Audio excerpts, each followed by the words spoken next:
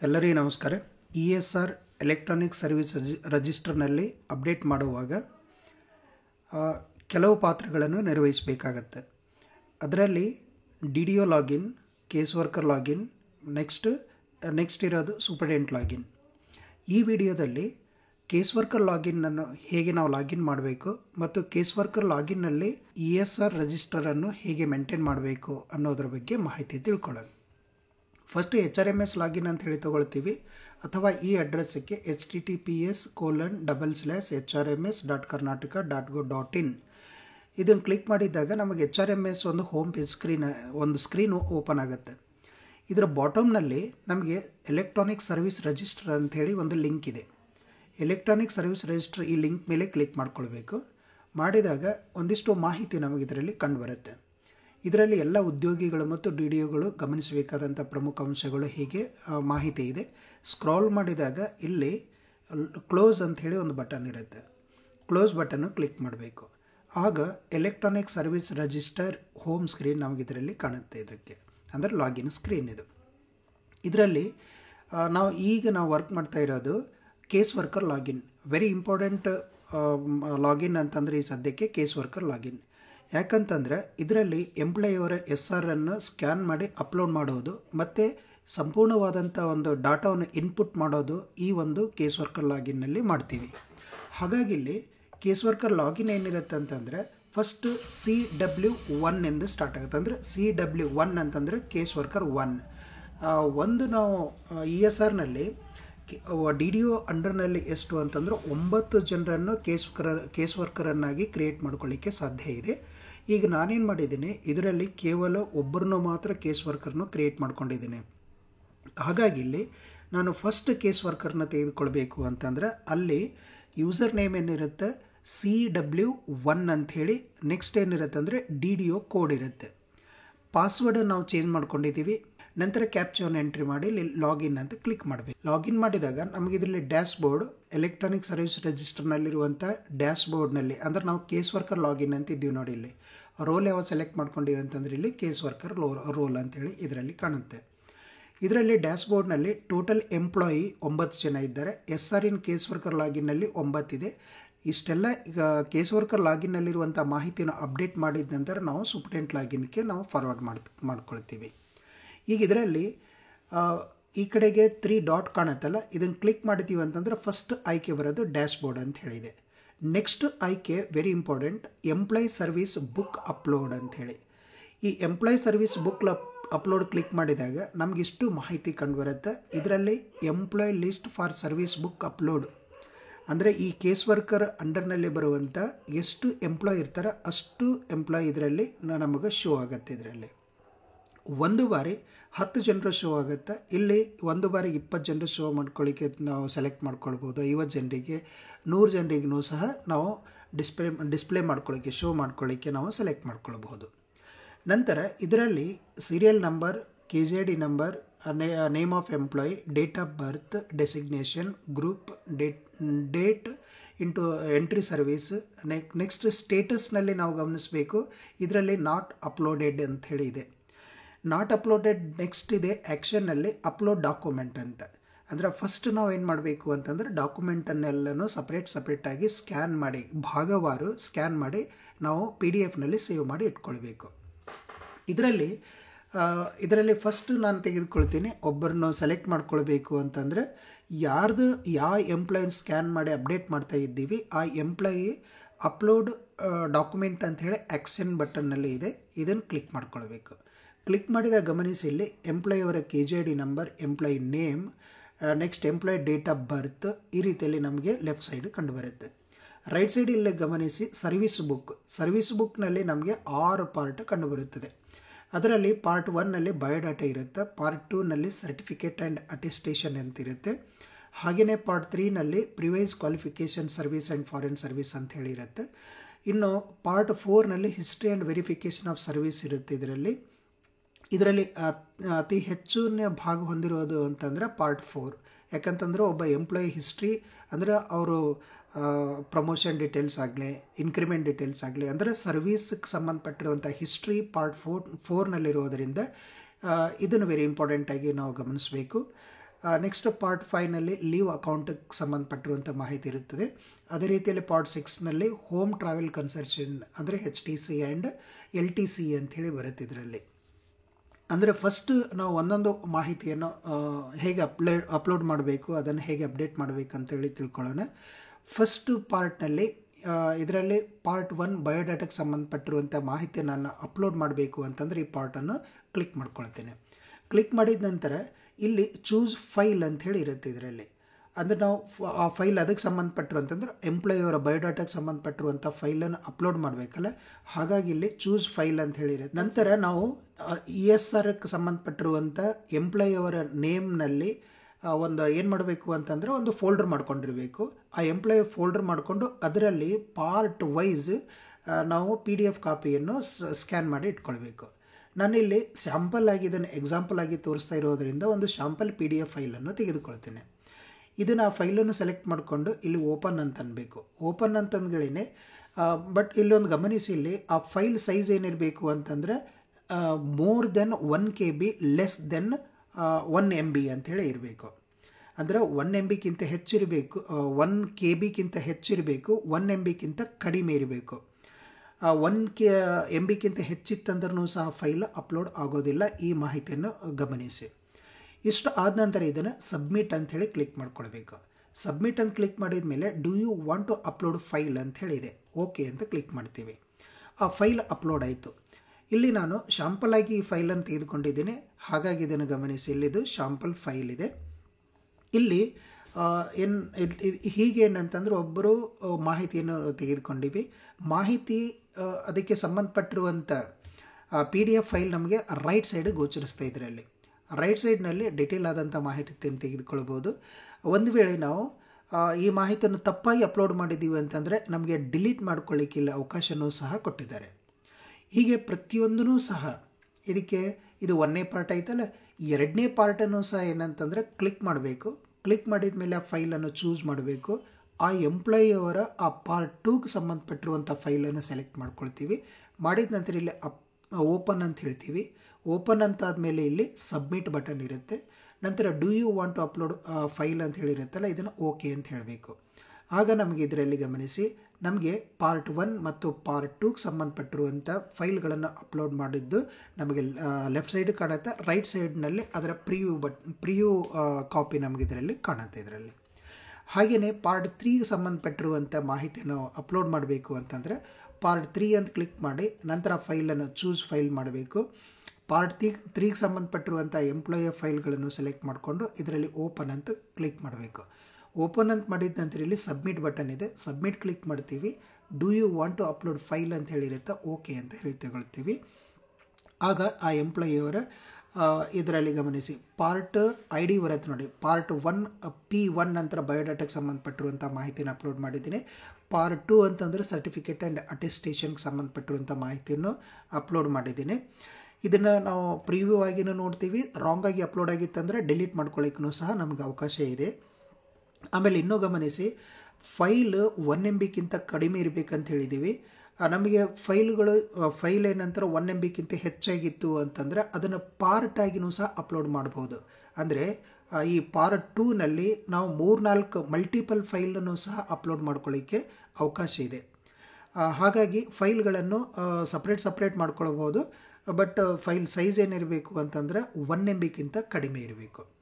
Next part 3ಗೆ ಸಂಬಂಧಪಟ್ಟಿದ್ದಾಯಿತು. Next part 4ಗೆ ಸಂಬಂಧಪಟ್ಟಿರುವಂಥ ಮಾಹಿತಿಯನ್ನು ಅಪ್ಲೋಡ್ ಮಾಡಬೇಕು ಅಂತಂದರೆ ಪಾರ್ಟ್ 4ಅನ್ನು ಸೆಲೆಕ್ಟ್ ಮಾಡ್ಕೊಳ್ತೀನಿ. ಪಾರ್ಟ್ 4ನಲ್ಲಿ history and verification of service ಇರುತ್ತೆ. ಇದರಲ್ಲಿ ಎಲ್ಲ ಮಾಹಿತಿ 1 MB ಆಗೋದಕ್ಕೆ ಕಷ್ಟ ಆಗುತ್ತಲ್ಲ, ಹಾಗಾಗಿ ಏನು ಮಾಡಬೇಕು ನಾವು 3-4 ಫೈಲ್ ಮಾಡ್ಕೊಳ್ಬೇಕು. ಯಾಕಂತಂದರೆ ನಮಗೆ ಮಲ್ಟಿಪಲ್ ಫೈಲನ್ನು ಸಹ ಅಪ್ಲೋಡ್ ಮಾಡ್ಕೊಳ್ಳಿಕ್ಕೆ ಅವಕಾಶ ಇರೋದರಿಂದ ಒಂದೊಂದು ಫೈಲು ಅದು 1 MB ಲೆಸ್ ದೆನ್ 1 MB ಇರುವ ಹಾಗೆ ನಾವು ಫೈಲ್ಗಳನ್ನು ಸಪ್ರೇಟ್ ಮಾಡಿಕೊಂಡು ಅದನ್ನು ಮಲ್ಟಿಪಲ್ ಫೈಲನ್ನು ಅಪ್ಲೋಡ್ ಮಾಡ್ಕೊಳ್ಬೋದು. ಈ part 4 history and verification of service ಸಂಬಂಧಪಟ್ಟಿರುವಂಥ ಟಿಕ್ ಮಾಡಿಕೊಂಡು ಅದನ್ನು ರೈಟ್ ಮಾರ್ಕ್ ಮಾಡಿ ನಂತರ ಇಲ್ಲಿ ಚೂಸ್ ಫೈಲ್ ಅಂತ ತೆಗೆದುಕೊಳ್ತೀವಿ. ಅದಕ್ಕೆ ಸಂಬಂಧಪಟ್ಟಿರುವಂಥ ಫೈಲನ್ನು ಸೆಲೆಕ್ಟ್ ಮಾಡ್ಕೊಳ್ತೀವಿ. ನಂತರ ಅದನ್ನು ಓಪನ್ ಅಂತ ಹೇಳಬೇಕು. ನಂತರ ಇದನ್ನು ಸಬ್ಮಿಟ್ ಅಂತ ಕ್ಲಿಕ್ ಮಾಡಬೇಕು. ಆಗ do you want to upload file ಅಂತ ಹೇಳಿರುತ್ತಲ್ಲ, ಇದನ್ನು ಓಕೆ ಅಂತ ತೆಗೆದುಕೊಳ್ಬೇಕು. ಆಗ ಫೈಲ್ ಅಪ್ಲೋಡ್ ಆಗುತ್ತೆ. ಈಗ ಇದರಲ್ಲಿ ನಾನು ಒಂದು 2-3 ಫೈಲ್ ಸ್ಕ್ಯಾನ್ ಮಾಡಿ ಇಟ್ಕೊಂಡಿದ್ದೀನಿ. ಈಗ ಒಂದು ಫೈಲ್ ಪಾರ್ಟ್ 4ಗೆ ಸಂಬಂಧಪಟ್ಟಿರುವಂತೆ P4ಗೆ ಸಂಬಂಧಪಟ್ಟಿರುವಂತೆ ಒಂದು ಫೈಲನ್ನು ಅಪ್ಲೋಡ್ ಮಾಡಿದ್ದೀನಿ. ನಾನು ಮೊದಲು ಹೇಳಿದ ಹಾಗೆ ಇದಕ್ಕೆ ಸಂಬಂಧಪಟ್ಟಿರುವಂತೆ ನಾವು ಮಲ್ಟಿಪಲ್ ಫೈಲ್ನೂ ಸಹ ಅಪ್ಲೋಡ್ ಮಾಡಬಹುದು ಅಂತ ಹೇಳಿದ್ನಲ್ಲ, ಅದಕ್ಕಾಗಿ ಅದಕ್ಕೆ ಒಂದು ಬಾರಿ ಗಮನಿಸಿ. ಇಲ್ಲಿ ಮತ್ತೆ ನಾನು ಪಾರ್ಟ್ 4ಗೆ ಸಂಬಂಧಪಟ್ಟಿರುವಂತೆ ಕ್ಲಿಕ್ ಮಾಡ್ಕೊಳ್ತೀನಿ. ನೆಕ್ಸ್ಟ್ ಫೈಲನ್ನು ಚೂಸ್ ಮಾಡ್ತೀನಿ. ಅದಕ್ಕೆ ಪಾರ್ಟ್ 4ಗೆ ಸಂಬಂಧಪಟ್ಟಿರುವಂಥ 2ನೇ ಫೈಲನ್ನು ಸೆಲೆಕ್ಟ್ ಮಾಡಿಕೊಂಡು ಓಪನ್ ಅಂತ ಹೇಳ್ತೀನಿ. ನಂತರ ಇಲ್ಲಿ ಸಬ್ಮಿಟ್ ಬಟನ್ ಕ್ಲಿಕ್ ಮಾಡ್ತೀವಿ. ಆಗ do you want to upload file ಅಂತ ಹೇಳಿರುತ್ತೆ, ಇದನ್ನು ಓಕೆ ಅಂತ ಕ್ಲಿಕ್ ಮಾಡ್ಕೊಳ್ಬೇಕು. ಇಲ್ಲಿ ಗಮನಿಸಿ, ಇಲ್ಲಿ ನೋಡಿ ಪಾರ್ಟ್ 4ಗೆ ಸಂಬಂಧಪಟ್ಟಿರುವಂತೆ ಇದರಲ್ಲಿ P4 ಮತ್ತು P4 ಅಂತ ಹೇಳಿದೆ ನೋಡಿ. ಅಂದರೆ ನಮಗೆ ಮಲ್ಟಿಪಲ್ ಫೈಲನ್ನು ಸಹ ಅಪ್ಲೋಡ್ ಮಾಡ್ಕೊಳ್ಳಿಕ್ಕೆ ಅವಕಾಶ ಕೊಟ್ಟಿದ್ದಾರೆ. ನೆಕ್ಸ್ಟ್ ಫೈಲನ್ನು ಅಪ್ಲೋಡ್ ಮಾಡಬೇಕು ಅಂತಂದ್ರೆ ಪಾರ್ಟ್ 5ಗೆ ಸಂಬಂಧಪಟ್ಟಿರುವಂತೆ ಲೀವ್ ಅಕೌಂಟ್ಗೆ ಸಂಬಂಧಪಟ್ಟಿದ್ದು ಫೈಲ್. ಇದನ್ನು ಸೆಲೆಕ್ಟ್ ಮಾಡಿಕೊಂಡು ಫೈಲನ್ನು ಚೂಸ್ ಮಾಡಬೇಕು. ಚೂಸ್ ಮಾಡಿ ಅದನ್ನು ಆ ಫೈಲನ್ನು ಸೆಲೆಕ್ಟ್ ಮಾಡಿಕೊಂಡು ಅಪ್ಲೋಡ್ ಓಪನ್ ಅಂತ ಹೇಳ್ತೀವಿ. ನಂತರ ಇಲ್ಲಿ ಸಬ್ಮಿಟ್ ಬಟನ್ ಕ್ಲಿಕ್ ಮಾಡ್ತೀವಿ. ನೆಕ್ಸ್ಟ್ ಇರೋದು ಸೇಮ್ ಅದೇ ಡೈಲಾಗ್ ಬಾಕ್ಸ್ ಇರುತ್ತೆ, do you want to upload file ಅಂತ ಹೇಳಿದೆ, ಓಕೆ ಅಂತ ಹೇಳಿ ನಾವು ಸೆಲೆಕ್ಟ್ ಮಾಡ್ಕೊಳ್ತೀವಿ. ಇಲ್ಲಿಯೂ ಸಹ ನಮಗೆ ಮಲ್ಟಿಪಲ್ ಫೈಲನ್ನು ಸಹ ಅಪ್ಲೋಡ್ ಮಾಡ್ಕೊಳ್ಳಿಕ್ಕೆ ಅವಕಾಶ ಇರೋದರಿಂದ ನಾವು ಬೇರೆ ಲೆಸ್ ದೆನ್ 1 MB ಇರುವಂಥ ಫೈಲ್ ಸೈಜ್ ಇರುವಂಥದ್ದನ್ನು ಅಪ್ಲೋಡ್ ಮಾಡ್ಕೊಳ್ಬೇಕು. ಇದನ್ನು ನಮಗೆ ವ್ಯೂ ಮಾಡ್ಕೊಳ್ಳಿಕ್ಕೆ ಅವಕಾಶ ಇದೆ. ಜೊತೆಗೆ ಏನಂತಂದರೆ ತಪ್ಪಾಗಿ ಆ ಮಾಹಿತಿಯನ್ನು ಅಪ್ಲೋಡ್ ಮಾಡಿದ್ದೀವಿ ಅಂತಂದರೆ, ಅಂದರೆ ಆ ಫೈಲನ್ನು ಸೆಲೆಕ್ಟ್ ಮಾಡಿ ಅಪ್ಲೋಡ್ ಮಾಡಿದ್ದೀವಿ ಅಂತಂದರೆ ಅದನ್ನು ನಮಗೆ ಡಿಲೀಟ್ ಮಾಡ್ಕೊಳ್ಳಿಕ್ಕೂ ಸಹ ಅವಕಾಶ ಇದೆ.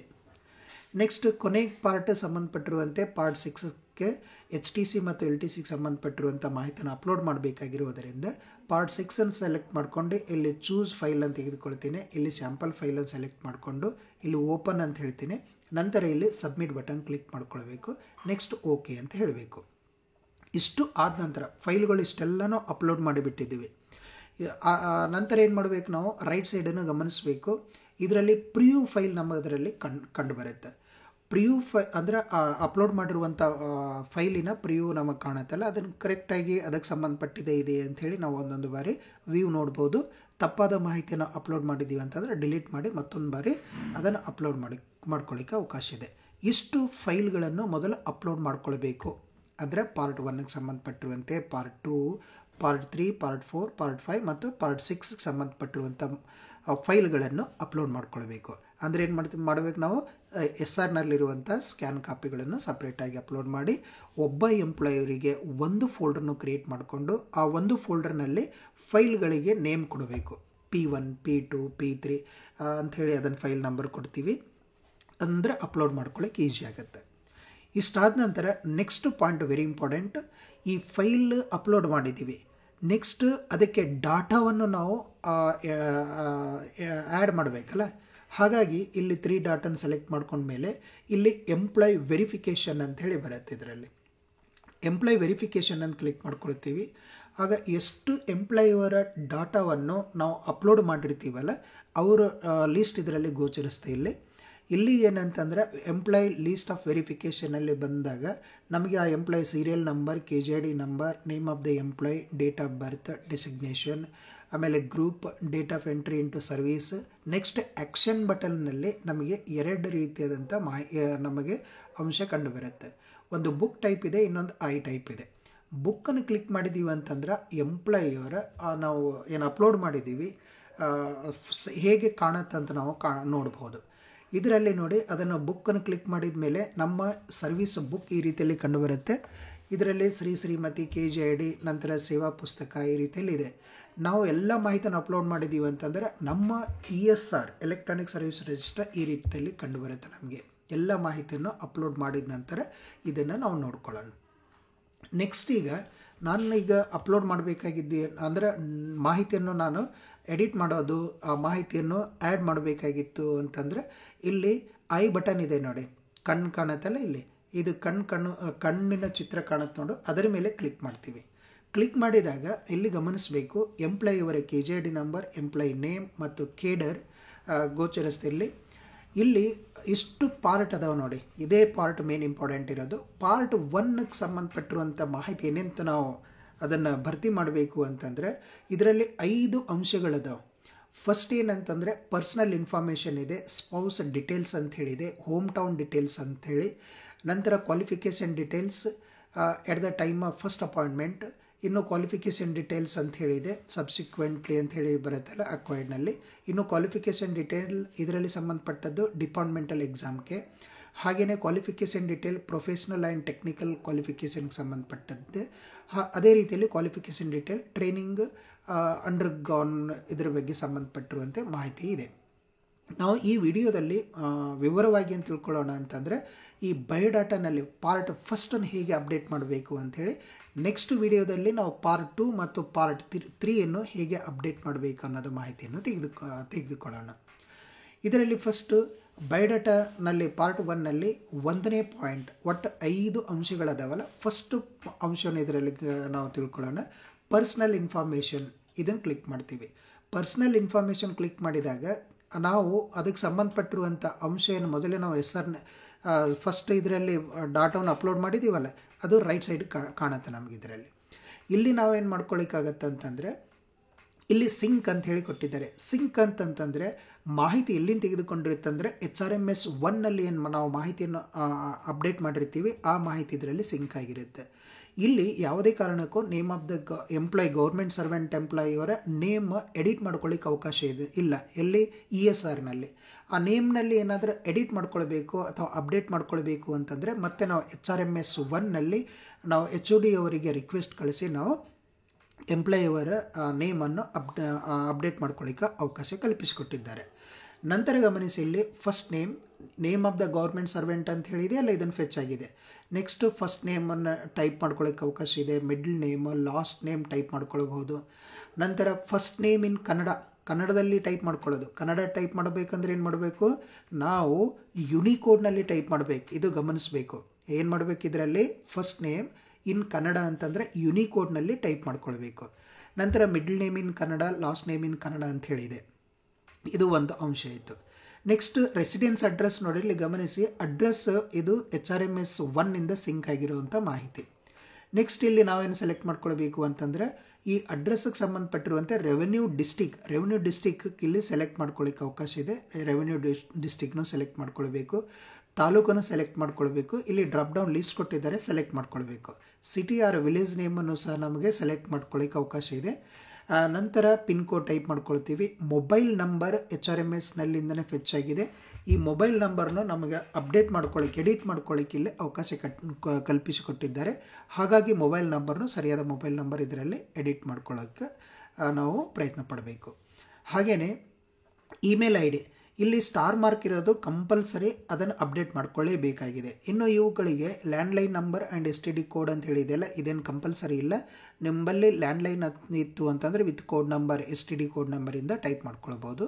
ಇನ್ನು ಇಮೇಲ್ IDಯನ್ನು ಟೈಪ್ ಮಾಡ್ಕೊಳ್ಳಿ. ಇಲ್ಲಿ ಇಮೇಲ್ ID @gmail.com ಈ ರೀತಿಯಲ್ಲಿ ಏನಿರುತ್ತಲ್ಲ ನಿಮ್ಮ ಇಮೇಲ್ IDಯನ್ನು ಇಲ್ಲಿ ಟೈಪ್ ಮಾಡ್ಕೊಳ್ಬೋದು.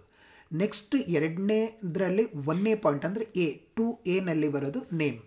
ಏನಿದರಲ್ಲಿ ಫಾದರ್ಸ್ ನೇಮ್ ಇದ್ದು ಅಂದರೆ ಫಾದರ್ಸ್ಗೆ ಸಂಬಂಧಪಟ್ಟಿರುವಂಥ ತಂದೆಯವರ ಮಾಹಿತಿ ಇದರಲ್ಲಿ ಅಪ್ಡೇಟ್ ಆಗುತ್ತೆ. ಇದರಲ್ಲಿ father's first name as in SSLC marks card or TC or physical SR. ಇದನ್ನು ಗಮನಿಸಿ, ಹೇಗಿರಬೇಕು ಅಂತಂದರೆ SSLC ಮಾರ್ಕ್ಸ್ ಕಾರ್ಡ್ನಲ್ಲಿರುವಂತೆ ತಂದೆ ಹೆಸರು ಅಥವಾ TCನಲ್ಲಿರುವಂತೆ ತಂದೆ ಹೆಸರು ಅಥವಾ ನಮ್ಮ ಫಿಸಿಕಲ್ ಸರ್ವಿಸ್ ರಿಜಿಸ್ಟರ್ ಇದೆಯಲ್ಲ ಅದರಲ್ಲಿ ನಾವು ಏನು ಬರೆದಿರ್ತೀವಿ ಆ ರೀತಿಯಲ್ಲಿ ಅವ್ರ ಹೆಸರನ್ನು ಇಲ್ಲಿ ಇರಬೇಕು. ಒಂದು ವೇಳೆ ಹೆಸರಿನಲ್ಲಿ ಏನಾದರೂ ಮಿಸ್ಟೇಕ್ ಇತ್ತು ಅಂತಂದರೆ, ಏನಾದರೂ ಎಡಿಟ್ ಮಾಡ್ಕೊಳ್ಬೇಕಾಗಿತ್ತು ಅಂತಂದರೆ ನಾವು ಮತ್ತೆ HRMS 1ನಲ್ಲಿ ನಾವೇನು ಮಾಡಬೇಕು, ಎಡಿಟ್ ಮಾಡ್ಕೊಳ್ಳಿಕ್ಕೆ ಅಂದರೆ ಅದನ್ನು ಮತ್ತೆ ಚೇಂಜ್ ಮಾಡ್ಕೊಳ್ಳಿಕ್ಕೆ ಅವಕಾಶವನ್ನು ಮಾಡ್ಕೊಳ್ಬೇಕು. ಇನ್ನು father middle name, father last name, father first name in Kannada ಇದು ಕಂಪಲ್ಸರಿ ಇದೆ ನೋಡಿ. ಇದು ಸಹ ಯುನಿಕೋಡ್ನಲ್ಲಿ ಕನ್ನಡದಲ್ಲಿ ಟೈಪ್ ಮಾಡ್ಕೊಳ್ಬೇಕು. ಇನ್ನು father middle name in Kannada, father's last name in Kannada ಇವು ಕಂಪಲ್ಸರಿ ಏನಿಲ್ಲ, ಅಂದರೆ ಸ್ಟಾರ್ ಮಾರ್ಕ್ ಹಾಕಿಲ್ಲ, ಕಡ್ಡಾಯ ಇಲ್ಲ. ಬಟ್ ಸ್ಟಾರ್ ಮಾರ್ಕ್ ಇದ್ದದ್ದು ಕಡ್ಡಾಯ ಇದ್ದದ್ದನ್ನೆಲ್ಲನೂ ನಾವು ಟೈಪ್ ಮಾಡ್ಕೊಳ್ಬೇಕು. ಒಂದು ವೇಳೆ ಅಡ್ರೆಸ್ ಸೇಮ್ ಇತ್ತು ಅಂತಂದರೆ ಇಲ್ಲಿ ರೆಸಿಡೆನ್ಸ್ ಅಡ್ರೆಸ್ಗೆ ಸಂಬಂಧಪಟ್ಟಿರುವಂಥ ಮಾಹಿತಿ ಇದೆ.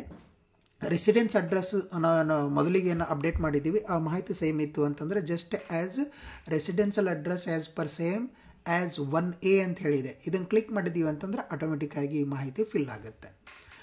ಇಲ್ಲಿಯೂ ಸಹ ಏನಂತಂದರೆ ಬದಲಾವಣೆ ಮಾಡ್ಕೊಳ್ಳಿಕ್ಕೆ ಅವಕಾಶ ಇದೆ. ರೆವಿನ್ಯೂ ಡಿಸ್ಟ್ರಿಕ್ಟ್ ಸೆಲೆಕ್ಟ್ ಮಾಡ್ಕೊಳ್ಳೋದು, ಹೀಗೆ ರೆಸಿಡೆನ್ಸ್ ಅಡ್ರೆಸ್ಗೆ ಸಂಬಂಧಪಟ್ಟಿರುವಂಥದ್ದನ್ನು ಎಡಿಟ್ ಮಾಡ್ಕೊಳ್ಳಿಕ್ಕೆ ನಮ್ಗೆ ಅವಕಾಶ ಇದೆ. ಹಾಗೆಯೇ ಅದರ್ ಡೀಟೇಲ್ಸ್ಗೆ ಸಂಬಂಧಪಟ್ಟಿರುವಂತೆ ಜೆಂಡರ್ ಇದರಲ್ಲಿ ಚೇಂಜ್ ಮಾಡ್ಕೊಳ್ಳಿಕ್ಕೆ ಬರೋದಿಲ್ಲ. ಹಾಗಾಗಿ ಒಂದು ವೇಳೆ HRMSನಲ್ಲಿ ಏನಾದರೂ ಅಪ್ಡೇಟ್ ಮಾಡುವಾಗ ಜೆಂಡರ್ ಮೇಲ್ ಫಿಮೇಲ್ ಹೀಗೆ ಏನಂತಂದ್ರೆ ನಾವು ಸೆಲೆಕ್ಟ್ ಮಾಡುವಾಗ ತಪ್ಪಾಗಿ ಸೆಲೆಕ್ಟ್ ಮಾಡ್ಕೊಂಡಿದ್ದೀವಿ ಅಂತಂದರೆ ಇಲ್ಲಿ ಎಡಿಟ್ ಮಾಡ್ಕೊಳ್ಳಿಕ್ಕೆ ಅವಕಾಶ ಇಲ್ಲ. ಹಾಗಾಗಿ ಜೆಂಡರ್ ಅದನ್ನು ಎಡಿಟ್ ಮಾಡ್ಕೊಳ್ಬೇಕು ಅಂತಂದರೆ ಮತ್ತೆ ನಾವು HRMS ಲಾಗಿನ್ಗೆ ಹೋಗಿ ಅಂದರೆ HRMS 1 ಲಾಗಿನ್ನಲ್ಲಿ DDO ಲಾಗಿನ್ನಲ್ಲಿ ನಾವು ಪ್ರಾಬ್ಲಮ್ ಕ್ವಾರಿನಲ್ಲಿ ಸೆಲೆಕ್ಟ್ ಮಾಡಿಕೊಂಡು ನಾವು ಜೆಂಡರ್ ಬದಲಾವಣೆ ಮಾಡ್ಕೊಳ್ಳಿಕ್ಕೆ HOD ಅವರಿಗೆ ಏನು ಮಾಹಿತಿಯನ್ನು ಸಲ್ಲಿಸಬೇಕು. ಹಾಗೆ ರಿಲಿಜನ್ ಸೆಲೆಕ್ಟ್ ಮಾಡ್ಕೊಳ್ಳಿಕ್ಕೆ ಅವಕಾಶ ಇದೆ. ನ್ಯಾಷನಾಲಿಟಿ ಇಲ್ಲಿ ಏನಂತಂದರೆ ಡಿಫಾಲ್ಟಾಗಿ ಬಂದಿರುತ್ತೆ. ಹಾಗೆ social category SC ST backward cost ಈ ರೀತಿಯಲ್ಲಿ ಏನಿರುತ್ತಲ್ರಿ, ಇದನ್ನು ಏನಂತಂದರೆ ಎಡಿಟ್ ಮಾಡ್ಕೊಳ್ಳಿಕ್ಕೆ ESRನಲ್ಲಿ ಬರೋದಿಲ್ಲ. ಎಲ್ಲಿ ಎಡಿಟ್ ಮಾಡ್ಕೊಳ್ಬೇಕು ಅಂತಂದರೆ HRMS 1ನಲ್ಲಿ ಎಡಿಟ್ ಮಾಡ್ಕೊಳ್ಳಿಕ್ಕೆ ಸಾಧ್ಯ ಇದೆ. ಹಾಗೇನು ಇದಕ್ಕೆ ಸಂಬಂಧಪಟ್ಟಿರುವಂಥ ಸರ್ಟಿಫಿಕೇಟ್ ನಾವು ಅಪ್ಲೋಡ್ ಮಾಡಬೇಕು. ಬಟ್ ಇದು ಕಡ್ಡಾಯ ಇಲ್ಲ ನೋಡಿ. ಇಲ್ಲಿ ಕಡ್ಡಾಯ ಅಂತಂದರೆ ಸ್ಟಾರ್ ಮಾರ್ಕ್ ಇದ್ದದ್ದು. ನಮ್ಮಲ್ಲಿ ಸರ್ಟಿಫಿಕೇಟ್ ಅಂತಂದರೆ ನಮ್ಮ ಕ್ಯಾಸ್ಟ್ ಸರ್ಟಿಫಿಕೇಟ್ ಇತ್ತು ಅಂತಂದ್ರೆ ಅದನ್ನು ಸ್ಕ್ಯಾನ್ ಮಾಡಿ ಇಟ್ಕೊಂಡು more than 1 KB less than 1 MB ಇರುವ ಹಾಗೆ ಫೈಲನ್ನು ಸೇವ್ ಮಾಡಿಕೊಂಡು ಅದನ್ನು ಅಪ್ಲೋಡ್ ಮಾಡಬಹುದು. ಹಾಗೆಯೇ ಡೇಟ್ ಆಫ್ ಬರ್ತ್ಗೆ ಸಂಬಂಧಪಟ್ಟಿರುವಂಥ ಮಾಹಿತಿ ಇದರಲ್ಲಿ ಅಪ್ಡೇಟ್ ಮಾಡ್ಕೊಳ್ಳಿಕ್ಕೆ ಅವಕಾಶ, ಏನಂದರೆ ಎಡಿಟ್ ಮಾಡ್ಕೊಳ್ಳಿಕ್ಕಿಲ್ಲ. ಏನು ಮಾಡಬೇಕು ಅಂತಂದರೆ ಅದನ್ನು ಸಹ ನಾವು HRMS 1ನಿಂದನೇ ನಾವು ಎಡಿಟ್ ಮಾಡ್ಕೊಳ್ಬೇಕು. ಈ ಮಾಹಿತಿ HRMS 1ನಿಂದ ಸಿಂಕ್ ಆಗಿರುತ್ತೆ, ಇದನ್ನು ಎಡಿಟ್ ಮಾಡ್ಕೊಳ್ಳಿಕ್ಕೆ ಅವಕಾಶ ಇಲ್ಲ. ಹಾಗೆಯೇ exact height by measurement in centimetre only ಅಂಥೇಳಿ ಇದು ಸಹ HRMSಯಿಂದ ಫೆಚ್ ಆಗಿರುತ್ತೆ. ಹಾಗೆಯೇ ಬ್ಲಡ್ ಗ್ರೂಪ್ ಇದು ಸಹ HRMSಯಿಂದ ಫೆಚ್ ಆಗಿರುವಂಥ ಮಾಹಿತಿ. ಮ್ಯಾರಿಟಲ್ ಸ್ಟೇಟಸ್ ಸಹ HRMSಯಿಂದ ಏನಂತಂದರೆ ಸಿಂಕ್ ಆಗಿರುತ್ತೆ. ಹಾಗೆಯೇ ಎಂಪ್ಲಾಯ್ ಅಪ್ಲೋಡ್ ಫೋಟೋ, ಎಂಪ್ಲಾಯವರ ಫೋಟೋವನ್ನು ಅಪ್ಲೋಡ್ ಮಾಡ್ಕೊಳ್ಳಿಕ್ಕೆ ಅವಕಾಶ ಇದೆ. ಇದು ಕಡ್ಡಾಯ ಇಲ್ಲ, ಬಟ್ ಅಪ್ಲೋಡ್ ಮಾಡ್ಕೊಳ್ಳಿಕ್ಕೆ ಅವಕಾಶವನ್ನು ಕಲ್ಪಿಸಿದ್ದಾರೆ. ಸಾಧ್ಯ ಆದಷ್ಟು ಮಟ್ಟಿಗೆ ಇದನ್ನು ಏನಂದರೆ ಫೋಟೋವನ್ನು ಎಂಪ್ಲಾಯವರ ಫೋಟೋವನ್ನು ಸ್ಕ್ಯಾನ್ ಮಾಡಿ ಇಟ್ಕೊಂಡು ಅದನ್ನು ಅಪ್ಲೋಡ್ ಮಾಡಿಕೊಂಡ್ರೆ ಚೆನ್ನಾಗಿ ಆಗುತ್ತೆ. ಹಾಗೆಯೇ ಪರ್ಸ್ನಲ್ ಮಾರ್ಕ್ಸ್ ಆಫ್ ಐಡೆಂಟಿಫಿಕೇಷನ್ಗೆ ಸಂಬಂಧಪಟ್ಟಿರುವಂತೆ ಇಲ್ಲಿ ಇದನ್ನು ಎಡಿಟ್ ಮಾಡ್ಕೊಳ್ಳಿಕ್ಕೆ ಐಡೆಂಟಿಫಿಕೇಷನ್ ಮಾರ್ಕ್ 1 ಕಂಪಲ್ಸರಿ ನಾವು ಎಡಿಟ್ ಮಾಡ್ಕೊಳ್ಬೇಕು. ಹಾಗೆಯೇ ಐಡೆಂಟಿಫಿಕೇಷನ್ ಮಾರ್ಕ್ 2ನೂ ಸಹ ಕಂಪಲ್ಸರಿ ಆ್ಯಡ್ ಮಾಡ್ಕೋಬೇಕು. ಇಷ್ಟಾದ ಮೇಲೆ ಸಬ್ಮಿಟ್ ಬಟನ್ ಕ್ಲಿಕ್ ಮಾಡಿದರೆ ನಮ್ಮ ಮಾಹಿತಿ ಅದರಲ್ಲಿ ಸೇವ್ ಆಗಿರುತ್ತೆ. ಇದು ಪಾರ್ಟ್ 1ಗೆ ಸಂಬಂಧಪಟ್ಟಿರುವಂಥ ಮಾಹಿತಿಯನ್ನು ನಾನು ನಿಮ್ಮ ಜೊತೆಗೆ ಹಂಚ್ಕೊಂಡಿದ್ದೇನೆ. ಇನ್ನು ಪಾರ್ಟ್ 1ರಲ್ಲಿರುವಂಥ ಪರ್ಸನಲ್ ಇನ್ಫಾರ್ಮೇಷನ್ ಆಯ್ತಲ್ಲ, ನೆಕ್ಸ್ಟ್ ಮಾಹಿತಿನ ನಾವು ಫಿಲ್ ಮಾಡಬೇಕು ಅಂತಂದರೆ ಇಲ್ಲಿ ರೈಟ್ ಸೈಡ್ನಲ್ಲಿ ಇಷ್ಟು ಡ್ರಾಪ್ ಡೌನ್ ಲಿಸ್ಟ್ ಕಾಣುತ್ತೆ, ಇಲ್ಲಿ ಇದನ್ನು ಕ್ಲಿಕ್ ಮಾಡಬೇಕು. ಕ್ಲಿಕ್ ಮಾಡಿದಾಗ ಅದರಲ್ಲಿ 2ನೇ ಅಂಶ ಸ್ಪೌಸ್ ಡೀಟೇಲ್ಸ್ ಅಂತ ಹೇಳಿದೆ. ಸ್ಪೌಸ್ ಡೀಟೇಲ್ಸನ್ನು ಕ್ಲಿಕ್ ಮಾಡಿದಾಗ ಇದು HRMSಯಿಂದ ಮಾಹಿತಿ ಸಿಂಕ್ ಆಗುತ್ತೆ ನಮಗೆ. ಇಲ್ಲಿ ಮ್ಯಾರಿಟಲ್ ಸ್ಟೇಟಸ್ ಆಯಿತು, ನಂತರ ಇದರಲ್ಲಿ ಮ್ಯಾರಿಟಲ್ ಸ್ಟೇಟಸ್ ನಂತರ husband name or wife name ಅಂತ ಹೇಳಿರುತ್ತೆ. ಇದು ಸಹ HRMSಯಿಂದ ಫೆಚ್ ಆಗಿರುವಂಥ ಮಾಹಿತಿ ಇದೆ, ಇದನ್ನು ಎಡಿಟ್ ಮಾಡ್ಕೊಳ್ಳಿಕ್ಕೆ ಅವಕಾಶ ಇಲ್ಲ. ಹಾಗೆಯೇ residential as per personal details ಅಂತ ಹೇಳಿದೆ, ಇದು ಸಹ HRMSಯಿಂದ ಸಿಂಕ್ ಆಗಿರುವಂಥ ಮಾಹಿತಿ ಇದೆ. ಇದರಲ್ಲಿ ಪಿನ್ ಕೋಡ್ ಇಂಥವು ಕೆಲವು ಅಂಶಗಳನ್ನು ಮಾತ್ರ ನಮಗೆ ಎಡಿಟ್ ಮಾಡ್ಕೊಳ್ಳಿಕ್ಕೆ ಅವಕಾಶ ಕೊಟ್ಟಿದ್ದಾರೆ.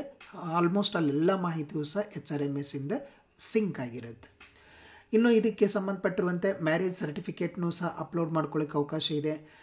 ಇದು ಕಡ್ಡಾಯ ಇಲ್ಲ, ಬಟ್ ಫ್ಯಾಮಿಲಿ ಫೋಟೋ ಏನಿದೆ ಅಲ್ಲ ಅಂದರೆ ಜಾಯಿಂಟ್ ಫೋಟೋ, ಆ ಫ್ಯಾಮಿಲಿ ಫೋಟೋವನ್ನು ನಾವು ಅಪ್ಲೋಡ್ ಮಾಡ್ಕೊಳ್ಬೇಕು. ಮಾಡಿದ ನಂತರ ಇಲ್ಲಿ ಸಬ್ಮಿಟ್ ಬಟನ್ ಅಂತ ಹೇಳಿರುತ್ತೆ, ಸಬ್ಮಿಟ್ ಬಟನ್ನು ಕ್ಲಿಕ್ ಮಾಡ್ಕೊಳ್ತೀವಿ. ಇದು ಏನಂದರೆ ಸ್ಪೌಸ್ ಡೀಟೇಲ್ಸ್ಗೆ ಸಂಬಂಧಪಟ್ಟಿರುವಂಥ ಮಾಹಿತಿ. ನೆಕ್ಸ್ಟ್ ಇದರಲ್ಲಿ ಪಾರ್ಟ್ 1ನಲ್ಲಿ ಇನ್ನೊಂದು ಅಂಶ ಗಮನಿಸಬೇಕು. ಇದರಲ್ಲಿ ಹೋಮ್ ಟೌನ್ ಡೀಟೇಲ್ ಅಂತ ಹೇಳಿದೆ. ಹೋಮ್ ಟೌನ್ ಡೀಟೇಲ್ನಲ್ಲಿ ಎಂಪ್ಲಾಯ್ ಹೋಮ್ ಟೌನ್ ಡೀಟೇಲ್ ಇದರಲ್ಲಿ C ಪಾರ್ಟ್ ಇದೆ. ಇಲ್ಲಿ ಸಹ ಪರ್ಮನೆಂಟ್ ಹೋಮ್ ಅಡ್ರೆಸ್ ಇದೆ. ಪರ್ಮನೆಂಟ್ ಹೋಮ್ ಅಡ್ರೆಸ್ನಲ್ಲಿ ಫಸ್ಟ್ ಅಡ್ರೆಸ್ ಏನಂತಂದರೆ ಇದು HRMSಯಿಂದ ಸಿಂಕ್ ಆಗಿರುತ್ತೆ. ನೆಕ್ಸ್ಟ್ ಸ್ಟೇಟ್ ಇವೆಲ್ಲನೂ ನಾವು ಸೆಲೆಕ್ಟ್ ಮಾಡ್ಕೊಳ್ಳಿಕ್ಕೆ ಅವಕಾಶ ಇದೆ. ಸ್ಟೇಟ್ಸ್ ಅಂತಂದರೆ ಕರ್ನಾಟಕನೇ ಸೆಲೆಕ್ಟ್ ಮಾಡ್ಕೊಳ್ತೀವಿ. ಇಲ್ಲ ಇದರಲ್ಲಿ ಸೆಲೆಕ್ಟ್ ಮಾಡಿಕೊಂಡು ನಂತರ ಇಲ್ಲಿ ರೆವಿನ್ಯೂ ಡಿಸ್ಟಿಕ್ನ ಓಪನ್ ಆಗುತ್ತೆ. ರೆವಿನ್ಯೂ ಡಿಸ್ಟಿಕ್ನು ನಾವು ಸೆಲೆಕ್ಟ್ ಮಾಡ್ಕೊಳ್ತೀವಿ. ನಂತರ ತಾಲೂಕನ್ನು ಸೆಲೆಕ್ಟ್ ಮಾಡ್ಕೊಳ್ಳಿಕ್ಕೆ ಅವಕಾಶ ಇದೆ, ತಾಲೂಕನ್ನು ಸೆಲೆಕ್ಟ್ ಮಾಡ್ಕೊಳ್ಳೋಣ. ಹಾಗೆಯೇ ಇಲ್ಲಿ ಇದಕ್ಕೆ ಸಿಟಿ ವಿಲೇಜ್ ಇದರಲ್ಲಿಯೂ ಸಹ ಸೆಲೆಕ್ಟ್ ಮಾಡ್ಕೊಳ್ಳಿಕ್ಕೆ ಅವಕಾಶ ಇದೆ. ನೆಕ್ಸ್ಟ್ ಬರೋದು ಏನಂತಾರೆ ಪಿನ್ ಕೋಡ್ ನಂಬರ್ ಟೈಪ್ ಮಾಡ್ಕೊಳ್ಬೇಕು, ಫೋನ್ ನಂಬರ್, ಆಮೇಲೆ ಅದೇ ರೀತಿಯಲ್ಲಿ ಇಮೇಲ್ ID. ಹಾಗೆಯೇ ಹೋಮ್ ಟೌನ್ ಡೀಟೇಲ್ನಲ್ಲಿಯೂ ಸಹ ಸಂಬಂಧಪಟ್ಟಿರುವಂತೆ ಇಲ್ಲಿಯೂ ಸಹ state, revenue district, taluk, village ಇವೆಲ್ಲನೂ ಸೆಲೆಕ್ಟ್ ಮಾಡಿಕೊಂಡು ಇದನ್ನು ಆ್ಯಸ್ ಸಬ್ಮಿಟ್ ಬಟನ್ನ ಕ್ಲಿಕ್ ಮಾಡಬೇಕು. ಸಬ್ಮಿಟ್ ಬಟನ್ ಕ್ಲಿಕ್ ಮಾಡಿದ್ದಾಗ ನಮ್ಮ ಮಾಹಿತಿ ಎಲ್ಲನೂ ಸಹ ಅಪ್ಡೇಟ್ ಆಗಿರುತ್ತೆ. ನೆಕ್ಸ್ಟ್ ಮಾಹಿತಿನ ಫಿಲ್ ಮಾಡಬೇಕು ಅಂತಂದರೆ ಇಲ್ಲಿ ರೈಟ್ ಸೈಡ್ ಕಾಣುವಂಥ ಡ್ರಾಪ್ ಡೌನ್ ಲಿಸ್ಟ್ನಲ್ಲಿ ಇಲ್ಲಿ ಕ್ವಾಲಿಫಿಕೇಷನ್ ಡೀಟೇಲ್ಸ್ ಅಂತ ಹೇಳಿ ಇದೆ. Qualification details as per first ನಾವು ಸೇವೆಗೆ ಸೇರಿದಾಗ ಏನು ಎಂಟ್ರಿ ಮಾಡಿರ್ತೀವೋ ಆ ಮಾಹಿತಿ ಇದರಲ್ಲಿ at the time of first ಅಪಾಯಿಂಟ್ಮೆಂಟಕ್ಕೆ ನಮ್ಮ ಕ್ವಾಲಿಫಿಕೇಷನ್ ಡೀಟೇಲ್ ಏನಿತ್ತು ಅನ್ನೋದಕ್ಕೆ ಇಲ್ಲಿ ಕೋರ್ಸ್ ಅಂತ ಹೇಳಿದೆ. ಕೋರ್ಸ್ನಲ್ಲಿ ಏನಂತಂದರೆ qualification detail at the time of first ಅಪಾಯಿಂಟ್ಮೆಂಟಕ್ಕೆ ನಮಗಿಲ್ಲಿ 10th ITI diploma PUC under graduate post graduate PG diploma doctorate ಇವನ್ನ ಬಿಟ್ಟು ಅದರ್ಸ್ ಇತ್ತಂದ್ರೆ ಅದರ್ಸನ್ನು ಸೆಲೆಕ್ಟ್ ಮಾಡ್ಕೊಳ್ಬೇಕು. ನಮಗೆ qualification detail at the time of first ಅಪಾಯಿಂಟ್ಮೆಂಟಕ್ಕೆ ನಾವು PG ಮಾಡ್ಕೊಂಡಿದ್ದೀವಿ ಅಥವಾ ಅಂಡರ್ ಗ್ರ್ಯಾಜುಯೇಟ್ನಲ್ಲಿ ಮಾಡ್ಕೊಂಡಿದ್ದೀವಿ ಅಂತಂದರೆ UG ಇತ್ತಂದ್ರೆ ಸೆಲೆಕ್ಟ್ ಮಾಡ್ಕೊಳ್ತೀವಿ. ಇದನ್ನು ಸೆಲೆಕ್ಟ್ ಮಾಡಿದ ಮೇಲೆ ಇಲ್ಲಿ ಕೋರ್ಸ್ ಟೈಪ್ ಅಂತ ಬರುತ್ತೆ. ನಾವು ಯಾವ ಕೋರ್ಸನ್ನು ಮಾಡಿದ್ದೀವಿ ಆ ಕೋರ್ಸನ್ನು ಇಲ್ಲಿ ಸೆಲೆಕ್ಟ್ ಮಾಡ್ಕೊಳ್ತೀವಿ. ಸೆಲೆಕ್ಟ್ ಮಾಡಿದ ನಂತರ ಕೋರ್ಸನ್ನು ಸೆಲೆಕ್ಟ್ ಮಾಡ್ಕೊಳ್ಬೇಕು. ನಂತರ ಕೋರ್ಸ್ ಮೋಡ್ ಇದೆ, ರೆಗ್ಯುಲರ್ ಆಗಿ ಮಾಡಿದ್ರು ಅಥವಾ ಡಿಸ್ಟೆನ್ಸ್ ತೆಗೆದುಕೊಂಡಿರೋ ಅನ್ನೋ ತೆಗೆದುಕೊಳ್ತೀವಿ. ಇನ್ನು ಪ್ರೊಫೆಷ್ನಲ್ ಅಥವಾ ಟೆಕ್ನಿಕಲಿಗೆ ಸಂಬಂಧಪಟ್ಟಿರುವಂಥ ಕ್ವಾಲಿಫಿಕೇಷನ್ ಇತ್ತಂದರೆ ಇದನ್ನು ಕ್ಲಿಕ್ ಮಾಡ್ಕೊಳ್ಬೇಕು. ಇನ್ನು ನಮಗಿಲ್ಲಿ ಇಯರ್ ಆಫ್ ಪಾಸಿಂಗ್ ನಮಗೆ ಸೆಲೆಕ್ಟ್ ಮಾಡ್ಕೊಳ್ಳಿಕ್ಕೆ ಅವಕಾಶ ಇಲ್ಲ, ಯಾಕಂತಂದರೆ ಇಲ್ಲಿ HRMS 1ನಲ್ಲಿ ಆ ಮಾಹಿತಿಯನ್ನು ಅಪ್ಡೇಟ್ ಮಾಡ್ಕೊಳ್ಬೇಕಾಗತ್ತೆ. ಇಲ್ಲಿ ನಮಗೆ ಅವಕಾಶ ಇರೋದು ರಿಜಿಸ್ಟ್ರೇಷನ್ ನಂಬರ್ ಅಂದರೆ ರಿಜಿಸ್ಟರ್ ನಂಬರ್ನ ಟೈಪ್ ಮಾಡ್ಕೊಳ್ತೀವಿ. ನಂತರ ಲ್ಯಾಂಗ್ವೇಜ್ 1, ಲ್ಯಾಂಗ್ವೇಜ್ 2, ಲ್ಯಾಂಗ್ವೇಜ್ 3 ಅಂತ ಹೇಳಿದೆ. ಕೋರ್ಸ್ ಸಬ್ಜೆಕ್ಟ್ನ ಇಲ್ಲಿ ಯಾವ ಕೋರ್ಸ್ ಸಬ್ಜೆಕ್ಟ್ ಇದೆ ಇದಕ್ಕೆ ಸಂಬಂಧಪಟ್ಟಿರುವಂಥ ಕೋರ್ಸ್ ಸಬ್ಜೆಕ್ಟ್ನ ಇಲ್ಲಿ ನಾವು ಸೆಲೆಕ್ಟ್ ಮಾಡ್ಕೊಳ್ತೀವಿ. ನಂತರ ಇಲ್ಲಿ ಮೀಡಿಯಮ್ ಯಾವ ಮೀಡಿಯಮ್ನಲ್ಲಿ ಆ ಕೋರ್ಸನ್ನು ಕಂಪ್ಲೀಟ್ ಮಾಡಿದ್ದೀವಿ ಆ ಮೀಡಿಯಮ್ ಸೆಲೆಕ್ಟ್ ಮಾಡ್ಕೊಳ್ತೀವಿ. ಪರ್ಸೆಂಟೇಜ್ ಇದು ಸಹ HRMS 1ನಲ್ಲೇ ಮಾಹಿತಿಯನ್ನು ನಾವು ಅಪ್ಡೇಟ್ ಮಾಡ್ಕೊಳ್ಬೇಕಾಗತ್ತೆ. ನಂತರ ಇಲ್ಲಿರೋದು ಸ್ಟೇಟ್ ಅಂತ ಹೇಳಿದೆ, ಅಂದರೆ ಆ ಕೋರ್ಸ್ ಏನಾದರೂ ಮಾಡಿರೋದು ಸ್ಟೇಟ್ ಯಾವುದು, ನಂತರ ಬೋರ್ಡ್ ಯಾವುದು, ಅದರ ಸರ್ಟಿಫಿಕೇಟ್ ನಂಬರ್ ಏನಿದೆ, ಆಮೇಲೆ ಆ ಡಾಕ್ಯುಮೆಂಟ್ ಇತ್ತು ಅಂತಂದರೆ ಅಪ್ಲೋಡ್ ಮಾಡ್ಕೊಳ್ಬಹುದು. ಬಟ್ ಡಾಕ್ಯುಮೆಂಟ್ ಅಪ್ಲೋಡಕ್ಕೆ ಇದಕ್ಕೆ ಏನಂತಾರೆ ಕಡ್ಡಾಯ ಏನಿಲ್ಲ. ಇಷ್ಟೆಲ್ಲ ಆದಮೇಲೆ ಏನಂತಾರೆ ಸಬ್ಮಿಟ್ ಬಟನ್ ಕ್ಲಿಕ್ ಮಾಡಿದ್ದೀವಿ ಅಂತಂದರೆ ನಮ್ಮ qualification detail at the time of first ಅಪಾಯಿಂಟ್ಮೆಂಟ್ನಲ್ಲಿ ಏನಿತ್ತು ಆ ಮಾಹಿತಿನ ಇಲ್ಲಿ ಅಪ್ಲೋಡ್ ಮಾಡಿದಾಗ ಆಗುತ್ತೆ. ನೆಕ್ಸ್ಟ್ ಮಾಹಿತಿಯನ್ನು ಅಪ್ಲೋಡ್ ಮಾಡಬೇಕು ಅಂತಂದರೆ ಇಲ್ಲಿ ಕ್ವಾಲಿಫಿಕೇಷನ್ ಡೀಟೇಲ್ಸ್ನಲ್ಲೇ ಈ ರೀತಿಯಲ್ಲಿ ಬೇರೆ ಬೇರೆ ಮಾಹಿತಿ ಇದೆ. ಇದರಲ್ಲಿ 4ನೇದರಲ್ಲಿ 2 ಪಾಯಿಂಟ್ ಕ್ವಾಲಿಫಿಕೇಷನ್ ಡೀಟೇಲ್. ನೆಕ್ಸ್ಟ್ ಬರೋದು ಏನಂತಾರೆ ಕ್ವಾಲಿಫಿಕೇಷನ್ ಡೀಟೇಲ್ ಡಿಪಾರ್ಟ್ಮೆಂಟಲ್ ಕ್ವಾಲಿಫಿಕೇಷನ್ ಅಂಥೇಳಿ. ನಂತರ ಕ್ವಾಲಿಫಿಕೇಷನ್ ಡೀಟೇಲ್ಸ್ನಲ್ಲಿ ಪ್ರೊಫೆಷ್ನಲ್ ಆ್ಯಂಡ್ ಟೆಕ್ನಿಕಲ್ ಕ್ವಾಲಿಫಿಕೇಷನ್ ಇದೆ. ನಂತರ ಕ್ವಾಲಿಫಿಕೇಷನ್ ಡೀಟೇಲ್ನಲ್ಲಿ ಟ್ರೈನಿಂಗ್ ಅಂಡರ್ಗಾನ್ ಅಂತೇಳಿ ಸಂಬಂಧಪಟ್ಟದ್ದು ಮಾಹಿತಿ ಇದೆ. ಇಲ್ಲಿ ಡಿಪಾರ್ಟ್ಮೆಂಟಲ್ ಕ್ವಾಲಿಫಿಕೇಷನ್ ಸಂಬಂಧಪಟ್ಟಿರುವಂಥ ಮಾಹಿತಿಯನ್ನು ತೆಗೆದುಕೊಳ್ಬೇಕು ಅಂತಂದರೆ ಇಲ್ಲಿ ಗಮನಿಸಿ, ಇಲ್ಲಿ ಫಸ್ಟ್ ಇರೋದು ಅಪ್ಲಿಕೇಬಲ್ ಇತ್ತು ಅಂತಂದರೆ ಇಲ್ಲಿ ಎಸ್ ಅನ್ನಬೇಕು, ಇಲ್ಲ ನಾಟ್ ಅಪ್ಲಿಕೇಬಲ್ ಇತ್ತಂದರೆ ನಾಟ್ ಅಪ್ಲಿಕೇಬಲ್ ಅಂತ ಅನ್ನಬೇಕು. ಇಲ್ಲಿ ಸರ್ವಿಸ್ ಆರ್ ಡಿಪಾರ್ಟ್ಮೆಂಟನ್ನು ಸೆಲೆಕ್ಟ್ ಮಾಡ್ಕೊಳ್ತೀವಿ. ಇಷ್ಟು ನಮ್ಮ ಸರ್ವಿಸ್ ಆರ್ ಡಿಪಾರ್ಟ್ಮೆಂಟ್ ಇದರಲ್ಲಿ ಕಂಡು ಬರುತ್ತಲ್ಲ ಅದನ್ನು ಸೆಲೆಕ್ಟ್ ಮಾಡ್ಕೊಳ್ಬೇಕು. ಪೋಸ್ಟ್ ಅಥವಾ ಡೆಸಿಗ್ನೇಷನ್ ಸೆಲೆಕ್ಟ್ ಮಾಡ್ಕೊಳ್ತೀವಿ. ಕ್ಯಾಟಗರಿ ಆಫ್ ಪೋಸ್ಟನ್ನು ಸೆಲೆಕ್ಟ್ ಮಾಡ್ಕೊಳ್ಬೇಕು, ಯಾವ ಕ್ಯಾಟಗರಿ ಪೋಸ್ಟ್ನಲ್ಲಿದೆ ABCD ನಲ್ಲಿರುತ್ತೆ. ನಂತರ ಸರ್ವಿಸ್ ಎಕ್ಸಾಮಿನೇಷನ್ ಇಯರ್, ಸೆಷನ್ ಯಾವುದು, ಡೇಟ್ ಆಫ್ ಪಾಸಿಂಗ್ ಯಾವಾಗ, ಆಮೇಲೆ ರಿಜಿಸ್ಟರ್ ನಂಬರು ಆಮೇಲೆ ಸರ್ಟಿಫಿಕೇಟ್ ನಂಬರ್ ಕಂಪಲ್ಸರಿ ಇರೋದರಿಂದ ಅಷ್ಟೆಲ್ಲನ ಆ್ಯಡ್ ಮಾಡಿ ನಾವು ಸಬ್ಮಿಟ್ ಅಂತ ಕ್ಲಿಕ್ ಮಾಡಬೇಕು. ಹೀಗೆ ನಾವು ಪಾರ್ಟ್ ಫಸ್ಟ್ ಬಯೋಡಾಟಾಕ್ಕೆ ಸಂಬಂಧಪಟ್ಟಿರುವಂತೆ ಪರ್ಸ್ನಲ್ ಇನ್ಫಾರ್ಮೇಷನ್, ಸ್ಪೌಸ್ ಡೀಟೇಲ್ಸ್, ನಂತರ home town details, qualification details ಮಾಹಿತಿಯನ್ನು ಅಪ್ಡೇಟ್ ಮಾಡಬೇಕು. ಮುಂದಿನ ವಿಡಿಯೋದಲ್ಲಿ ನಾವು ಸರ್ಟಿಫಿಕೇಟ್ ಆ್ಯಂಡ್ ಅಟೆಸ್ಟೇಷನ್ ಮತ್ತು privilege qualification service and foreign ಸರ್ವಿಸನ್ನು ಹೇಗೆ ಅಪ್ಡೇಟ್ ಮಾಡಬೇಕು ಅನ್ನೋದು ನೆಕ್ಸ್ಟ್ ವಿಡಿಯೋದಲ್ಲಿ ತಿಳ್ಕೊಳ್ಳೋಣ. ವಿಡಿಯೋ ವೀಕ್ಷಣೆ ಮಾಡಿದ್ದಕ್ಕಾಗಿ ತಮಗೆಲ್ಲರಿಗೂ ಧನ್ಯವಾದಗಳು. ನಮಸ್ಕಾರ.